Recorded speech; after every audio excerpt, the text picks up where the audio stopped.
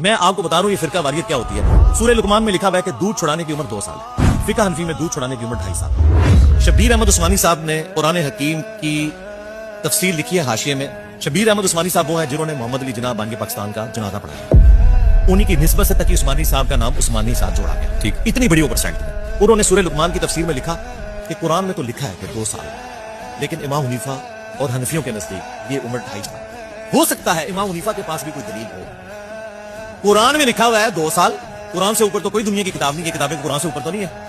قرآن حکیم میں سورۃ البقرہ میں سورہ لقمان میں واضح آیا. سورہ لقمان کی شرح میں انہوں نے لکھا کہ یہ ہم مانتے ہیں کہ قرآن میں 2 سال کا لکھا ہے کہ بچے کو دودھ چھڑا دینا چاہیے, لیکن فقہ حنفی میں 2.5 سال کہتے ہیں. ہو سکتا ہے ان کے پاس بھی کوئی دلیل ہو. تو ہم نے کہا تھا کہ ان کے پاس کوئی الگ سے قرآن تھا. ہمارے پاس قرآن موجود ہے, ہمیں بتائیں قرآن کی کس آیت میں لکھا ہوا ہے کہ 2.5 سال کی عمر میں جا کے آپ کو دودھ چھڑانا چاہیے. وہ کہتے ہیں تو نہیں ہے, لیکن ہم ان کو کیسے غلط کہیں. یہ ہے جو میں نے آپ کو کہا تھا نا, میرے نبی صاحب ہے ہی کوئی نہیں, میرے قرآن صاحب ہے ہی کوئی نہیں, تیرے بزرگوں کے فتوے ہے ہی کوئی نہیں.